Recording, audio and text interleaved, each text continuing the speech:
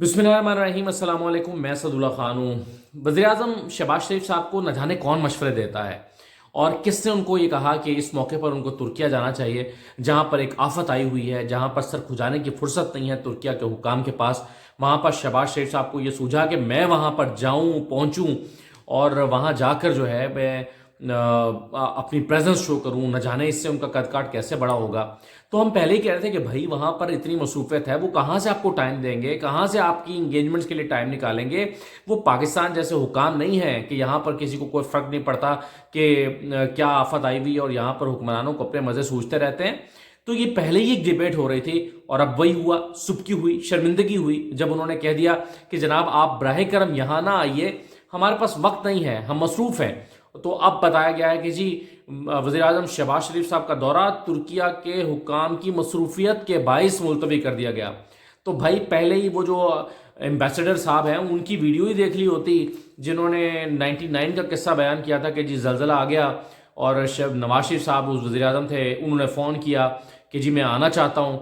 और मैंने, एम्बेसडर साहब कहते हैं, मैंने कहा, मना किया कि आप इस वक्त मौके पर ना, ये मुनासिब नहीं है, ये वो मसरूफ़ हैं और आप जो है वो वहाँ पर ना आइए। लेकिन वो चले गए, एक हफ्ते बाद आ गए लेकिन फिर चले गए। तो काश शहबाज शरीफ साहब ने अपने बड़े भाई के हवाले से ये किस्सा ही सुन लिया होता। आप में से बहुत सारे लोगों ने ये वीडियो ज़रूर देख ली होगी और उसमें से खैर आखिर में वो कबाब का किस्सा निकला कि नवाज शरीफ तो कबाब के लिए जाना चाहते थे, कबाब खाने के लिए, क्योंकि उनको तुर्की के एक कबाबिये के कबाब बड़े पसंद थे, तो वो इसलिए जाना चाहते थे। खैर आप लोगों ने वो वीडियो ज़रूर सुनी होगी, नहीं सुनी तो मैं वीडियो के आखिर में लगा दूंगा आपके पास, अगर ये वीडियो बहुत तवील ना हो गई तो मैं आखिर में लगा दूंगा, तो आप सुन लीजिएगा। तो उससे भी सबक नहीं सीखा शहबाज शरीफ साहब ने और अपनी बेइज्जती करा के ही रहे हैं। पहले आखिर उनको मना करना पड़ा कि भाई खुदा के लिए अब ना आए, कहाँ हम फंसे में, और जाना भी क्यों था, क्या करने जाना था आपने। ऐसे मौके पर इमदादी टीमें जाती हैं, जो रजाकार हैं वो जाते हैं, अस्पताल कायम किए जाते हैं। वज़ीर आज़म ने वहाँ पर जाकर क्या करना था। तो ये शर्मिंदगी जो है वो खैर उठाना थी, जो उठा ली गई। जो मैंने थंबनेल पर लाइन लिखी कि ये शर्मिंदा किसने कराया, तो इस पर मैंने चेक किया कि किसने ब्रीफिंग दी शहबाज शरीफ को, किसने ये बना कर दी थी वजारत खारजा से कि शहबाज शरीफ साहब आपको जाना चाहिए वहाँ पर तुर्किया। ये रिकमेंडेशन, ये सिफारिश किसकी थी। तो मुझे पता चला कि वजारत खारजा ने तो मना किया था कि आपको नहीं जाना चाहिए इस मौके पर, लेकिन ये शहबाज शरीफ साहब का इसरार था कि नहीं हमें ज़रूर जाना चाहिए। तो भाई बारिश में बूट पहन के खड़े होना और बात है, तुर्की में जाकर जो है वो अगर आप यही स्टंट खेलना चाहते हैं तो आपको शायद इजाज़त नहीं मिलेगी और नहीं दी जाएगी। और वैसे भी आप तुर्की के लिए कोई इतनी बड़ी सेलिब्रिटी नहीं है कि वो आपको आप के को हाथों हाथ ले और कहे कि जनाब आप आ जाएं। तो खैर ये शर्मिंदगी जो है वो ये शहबाज शरीफ साहब ने अपनी नाक़िस हिकमत अमली के बाइस खुद उठाई है।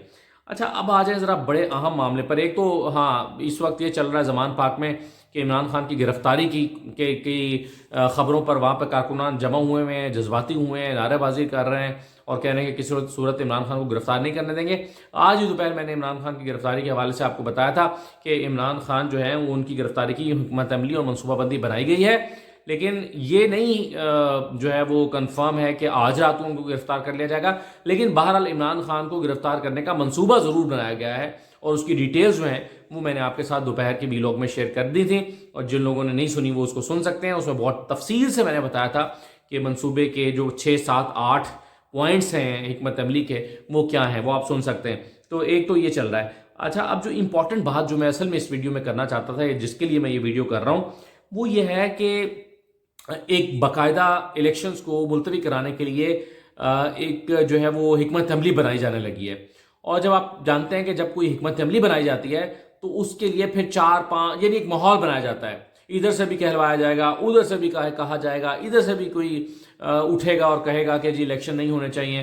तो इस ज़मन में 3 चीज़ें मैं आपके गोशगुजार करना चाहता हूँ। और पहली चीज़ तो ये है कि जो इलेक्शन कमीशन ने एक प्रेस रिलीज़ जारी की है, उस प्रेस रिलीज़ का एक पैराग्राफ ज़रा देख लीजिए जिसमें वो आईजी खैबर पख्तूनख्वा के हवाले से कहते हैं। यानी ये तमाम डॉट्स, 3 डॉट्स मैं आपके साथ रख रहा हूँ और फिर तीनों डॉट्स को आपने कनेक्ट करके देखना है और कनेक्ट करके आपने मतलब निकालना है कि क्या हो रहा है। तो आईजी खैबर पख्तूनख्वा ने, इलेक्शन कमीशन ये बता रहा है कि हमारा इजलास हुआ, इसमें आईजी खैबर पख्तूनख्वा ने ब्रीफिंग में बताया कि सूबे में इंतखाबात के इनेकाद के लिए 57,000 एहलकारों की कमी का सामना है।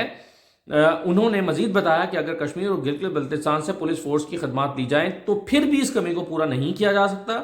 اس کمی کو پورا کرنے کے لیے پاک فوج فرنٹیئر کور کی مدد درکار ہوگی.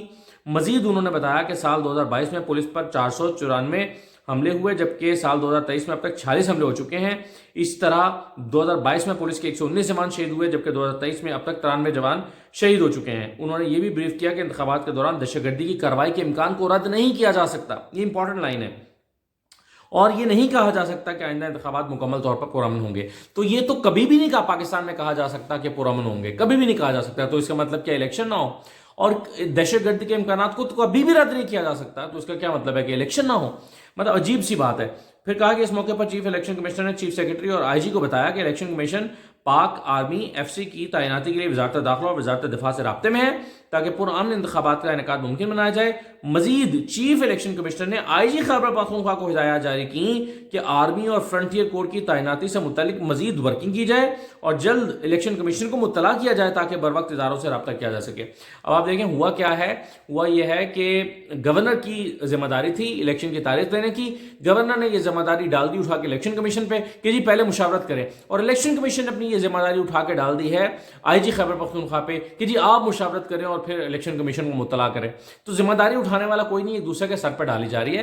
حالانکہ گورنر کا کام, اور خود یہ فیصل کریم کنڈی نے آج کہا ہے, فیصل کریم کنڈی کہتے ہیں کہ گورنر کا کام تاریخ دینا ہے, سیکیورٹی کا بندوبست کرنا گورنر کا کام نہیں ہے, وہ الیکشن کمیشن اور حکومت نے کرنا ہے. آپ کا جو کام ہے آپ وہ کریں, باقی باتیں ختم. گورنر کا کام ہے کہ الیکشن کی تاریخ دیں تو الیکشن کی تاریخ دیں, اور آپ باقی ادارے جانے اور ان کا کام جانے, آپ اپنا کام نبھائیں. لیکن انہوں نے نہیں کیا. تو ایک ڈاٹ تو یہ ہو گیا جو میں نے آپ کو الیکشن کمیشن کے حوالے سے بتایا. دوسرا ڈاٹ دیکھیے کہ لاہور چیمبر آف کامرس میں آج ایک میٹنگ ہوئی ہے اور اس میں جو ہے وہ قرارداد پاس کی گئی ہے, اور قرارداد کا عنوان تھا پہلے معیشت پھر الیکشن. یعنی پہلے معیشت ٹھیک کرو پھر الیکشن کراؤ.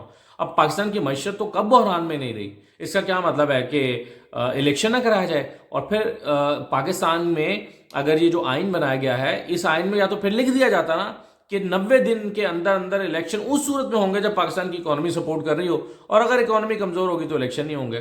تو یہ عجیب طرح کی منطق جو ہے وہ چیمبر آف کامرس کی طرف سے بھی آئی ہے, اور نعرہ لگایا گیا کہ پہلے معیشت پھر الیکشن. یہ نعرہ جو ہے یہ پاکستان میں نیا نہیں ہے. میں سوچ رہا تھا میں نے یہ جملہ کہاں سنا, تو پھر مجھے یاد آ گیا کہ 2013 میں اسی طرح کا ایک نعرہ لگا تھا, اور وہ نعرہ تھا کہ پہلے ریاست پھر سیاست, پہلے ریاست بچاؤ پھر سیاست کرو. اور اس کے لیے 2013 میں ایک آپ کو یاد ہے کہ لانگ مارچ ہوا تھا. پیپلز پارٹی کی حکومت تھی, الیکشن سے 2-4 مہینے پہلے کی بات ہے. جنوری میں طاہر القادری صاحب جو ہیں وہ ایک لانگ مارچ لے کر بڑے جو ہے وہ تم تراق کے ساتھ اور بڑے شبشبا کے ساتھ وہ آ کر شاہراہ دستور پر بیٹھ گئے تھے. میں اس پورے لانگ مارچ کا چشمدید گواہ ہوں. لاہور سے شروع ہونے سے لے کر پورے جی ٹی روڈ پہ میں نے اس کے ساتھ ٹریول کیا تھا, اور پھر 7 دن میں اسلام آباد میں اس دھرنے میں رات دن موجود رہا تھا. میری ڈیوٹی تھی ایکسپریس نیوز میں ہوا کرتا تھا. تو میں نے اس کو بہت قریب سے رہ کر یہ دیکھا کہ یہ مینوفیکچرڈ ہے, اور میں آج بھی یہ سمجھتا ہوں کہ وہ مینوفیکچرڈ تھا اور اس کا ایک خاص مقصد تھا. اور اس میں بھی ان کا کہنا یہی تھا طاہر القادری صاحب کا کہ جی پہلے الیکشن ریفارمز ہوں گی پھر الیکشن ہوگا. تو بھائی الیکشن ریفارمز پاکستان میں جو ہے وہ ایسے راتوں رات تو ہو نہیں سکتے. یہ تو کنٹینیوس پروسیس ہے, ساتھ ساتھ چلتے رہنا چاہیے, اور الیکشن کا پروسیس بھی ساتھ ساتھ ہوتے رہنا چاہیے. تو اسی طرح کا نعرہ جو ہے یعنی پھر لگایا گیا, اور وہ ہے پہلے معیشت پھر الیکشن. یہ دوسرا ڈاٹ ہو گیا. اب تیسرا ڈاٹ دیکھیے, آج سورسز سے ایک اور خبر ہمارے پاس آئی ہے, وہ یہ ہے کہ پی ڈی ایم نے الیکشن میں تاخیر کے لیے ایک حکمت عملی تیار کی ہے, اور فیصلہ یہ ہوا ہے کہ شہباز شریف زرداری صاحب اور مولانا فضل الرحمان میں یہ مشاورت ہوئی ہے, اور فیصلہ یہ ہوا ہے کہ تمام صوبوں میں رٹ پٹیشنز دائر کی جائیں گی. پہلے سندھ میں ہوگی اور پھر بلوچستان میں ہوگی, اور اس رٹ پٹیشن میں یہ درخواست کی جائے گی عدالت سے کہ جی نئی مردم شماری ہونے جا رہی ہے, نئی مردم شماری ہو, اس کے مطابق نئی حلقہ بندیاں ہوں, اور اس کے بعد الیکشن ہونے چاہیے. تو الیکشن میں تاخیر کے لیے باقاعدہ عدالتوں میں درخواستیں ڈالی جائیں. یہ فیصلہ جو ہے وہ ایک میٹنگ میں کیا گیا ہے. آصف زرداری, مولانا فضل الرحمان اور جو ہے وہ شہباز شریف صاحب, ان کے درمیان یہ مشاورت ہوئی ہے, اور اس مشاورت میں یہ فیصلہ ہوا ہے.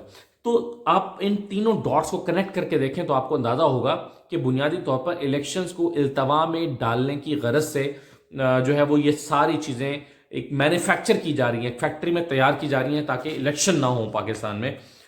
لیکن اب تو خود یہ آوازیں اٹھنے لگی ہیں کہ الیکشن جو ہے اس کو خود حکومتی لوگوں کی طرف سے کہ الیکشن کا شاید خاقان عباسی کہہ چکے، پیپلز پارٹی سے فیصل کریم کنڈی نے کہہ دیا، اور مہتاب عباسی صاحب جو ہے، سردار مہتاب عباسی، جنہوں نے آج نون لیگ کو چھوڑنے کا فیصلہ کیا ہے، وہ خود کہہ چکے ہیں، مطلب کہیں وہ آفیشیلی اناؤنس تو انہوں نے نہیں کیا، لیکن پچھلے دنوں ہماری ایک ان کے ساتھ ملاقات ہوئی، سردار مہتاب صاحب کے ساتھ ہم ایک ناشتے پر اکٹھے تھے، تو وہاں پر انہوں نے خود ان خیالات کا بھی اظہار کیا کہ الیکشن جو ہیں وہ الیکشن ہونے چاہیے، وقت پر ہونے چاہیے، اور ورنہ معاہن توڑنے کے مترادف ہوگا۔ اور سردار مہتاب عباسی صاحب صبح جو نون لیگ چھوڑنے جا رہے ہیں، تو یہ نون لیگ کو ایک اور بڑا جھٹکا، اور سردار مہتاب عباسی گورنر رہے ہیں، اور جو ہے وہ وزیر اعلیٰ رہے ہیں، اور جب مارشل لاء لگا تھا پرویز مشرف کا تو اس وقت وہ وزیر اعلیٰ تھے اور ان کو اریسٹ کیا گیا تھا، تو اتنے ایک جو ہے وہ نون لیگ کے لائل ورکر اور لیڈر رہے ہیں، اور اس وقت بھی ان کے پاس جو ہے وہ پارٹی کا سب سے اہم عہدہ صوبے میں موجود تھا، اور وہ نون لیگ کو چھوڑنے جا رہے ہیں۔ اچھا خیر، آخری بات میں آپ کے ساتھ یہ کرنا چاہتا ہوں کہ بلوم برگ کی ایک رپورٹ ہے، بلوم برگ کی رپورٹ جو ہے وہ اس نے بڑا تہلکہ مچایا ہے، وہ یہ کہہ رہی ہے کہ پاکستان کی جو معیشت ہے اس کی تباہی کی اصل ذمہ دار جو ہے وہ پاکستان کی حکومت ہے۔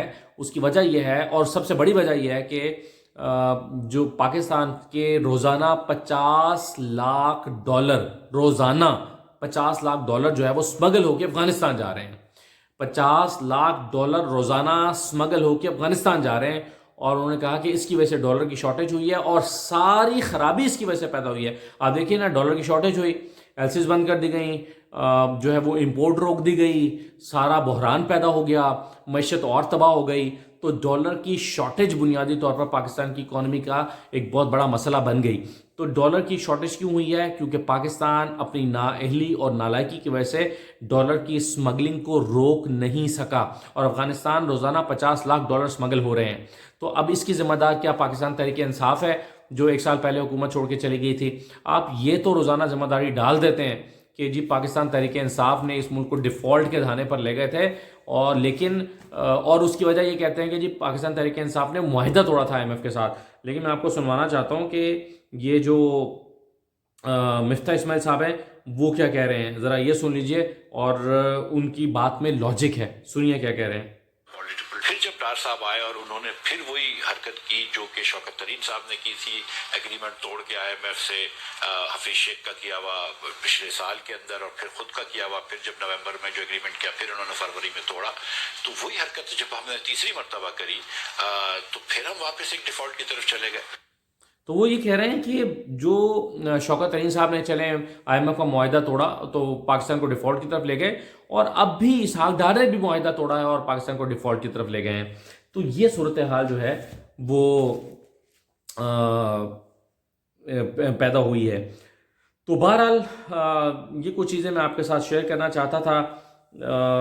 وہ کباب والی ویڈیو اب خیر آلریڈی 13 منٹ کی ویڈیو ہو گئی ہے، لیکن آپ سرچ کریں آپ کو مل جائے گی، کہ جس میں پاکستان کے ایمبیسڈر جو ہیں وہ قصہ سنا رہے ہیں کہ کس طرح نواز شریف جو ہیں وہ کباب کھانے کی خاطر زلزلے کا پرسہ دینے کے لیے جانا چاہتے تھے، اور جب وہ وہاں پر پہنچے تو جاتے ہی انہوں نے کبابوں کی فرمائش کی، اور میں نے ان سے کہا کہ جی کباب یہ مناسب نہیں ہے کہ آپ اس وقت کباب کھانے کے لیے چل پڑیں، ناراض ہو گئے، اور پھر جو ہے وہ جہاز میں کباب رکھوائے گئے۔ اگلے دن جب انہوں نے آگے کہیں جانا تھا تو جہاز میں رکھوائے گئے، تو پھر ان کا موڈ ٹھیک کیا گیا۔